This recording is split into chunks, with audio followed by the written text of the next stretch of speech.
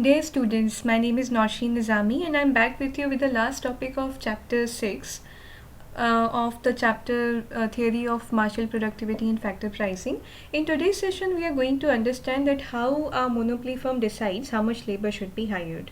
So we are going to see the decision making of a monopolistic firm in input markets.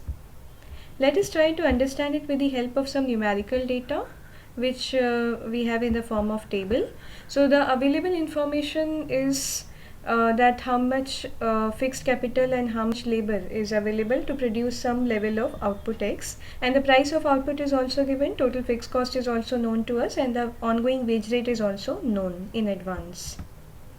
Using this information, we can calculate Marshall product of labor. So Marshall product of labor is generally obtained by looking at how much is the change in output when one additional unit labor is hired.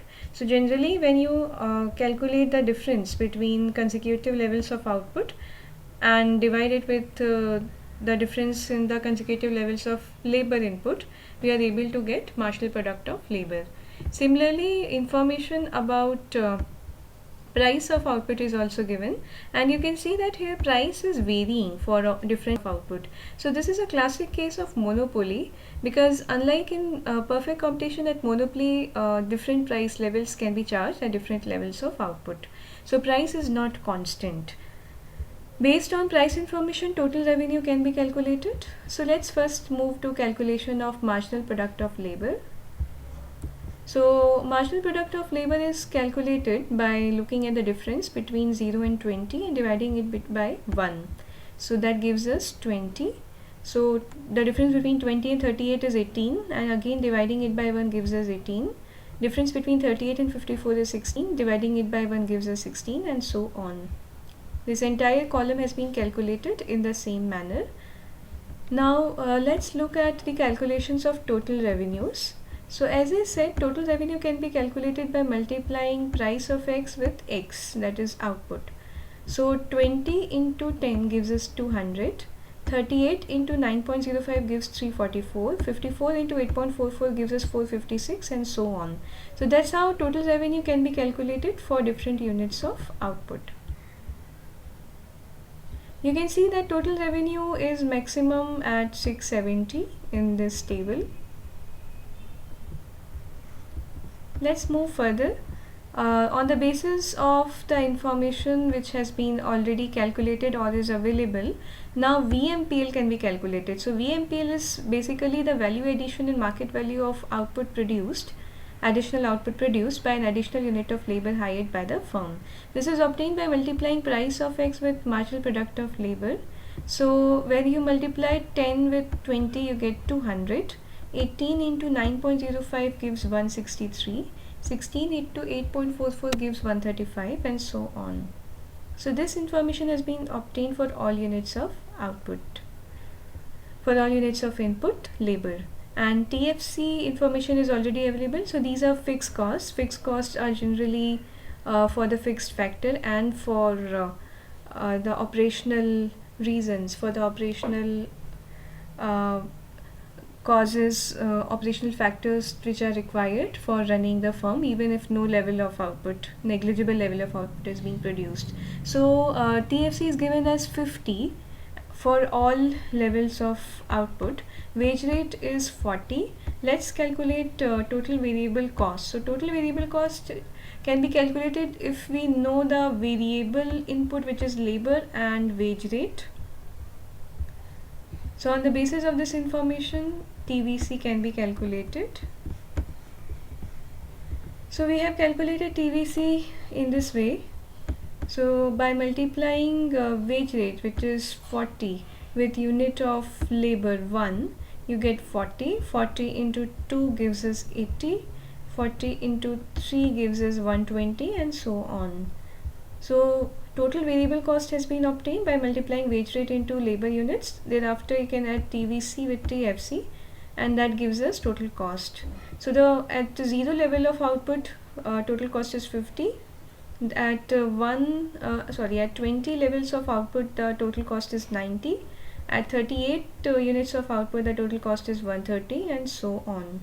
You can see that total cost is increasing it is highest at the 110th unit of output.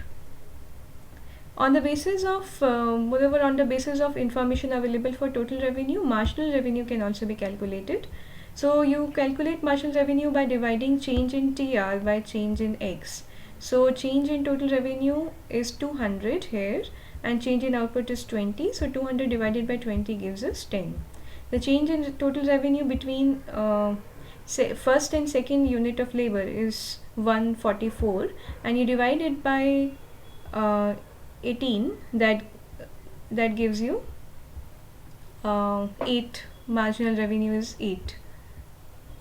So similarly, all these consecutive differences have to be divided by the consecutive differences of output. That will give us marginal revenue. So you can see marginal revenue is continuously falling, which is expected also. Let's move further. So an important variable to calculate in order to know the equilibrium in monopoly markets is MRP. So MRP, or what you call as MRPL, is the marginal revenue product of labor. Marginal revenue product of labor is obtained by multiplying marginal revenue with marginal product of labor. So 20 into 10 gives us 200. 18 into 8 gives us 144, 16 into 7 gives us 112, 14 into 6 gives us 84, 12 into 5 gives us 60, and so on. So MRPL also has been obtained, and now after obtaining all of these values, we can easily obtain profits. So profits are obtained as follows. So initially, because of fixed cost, profit is negative, but after that it starts rising. So when you take a difference between total revenues and total cost, you obtain these values: 120, 214, 286, 330, 350, 350, and so on. You can see that profits are peaking at the 80th level of output and at the 5th unit of labor, and it remains at the same level till the 6th unit of labor.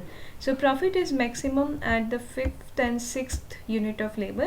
Out of this, one of them should give us the answer for equilibrium.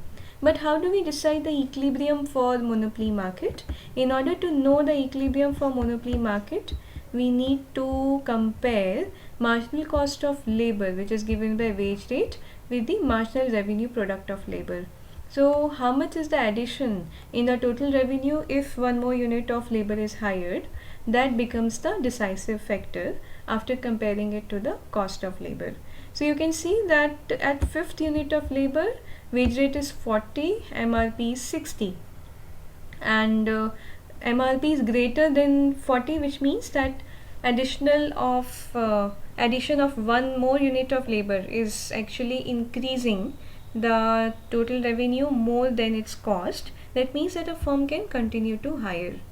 At the 6th unit of labor, wage rate is 40 as well as MRP is 40. So here marginal cost of labor is equal to marginal revenue product of labor, which gives us the equilibrium because profit is maximum at both of these points. So in the equilibrium, we can conclude that the firm would hire 6 units of labor. The wage rate would be 40, profits would be 350, and the value addition done by labor in total revenue also would be 40. So this is how you calculate the equilibrium in monopoly market structures. Particularly, it's very helpful in knowing how much labor is demanded at a particular wage rate, depending upon the profits and marginal revenue additions done by additional units of labor. So with this, we come towards the end of this chapter. I hope you could understand the decision making of a firm in deciding how much labor should be hired. Thank you very much for your patient listening. We'll meet again. Take care of yourself till then. Bye.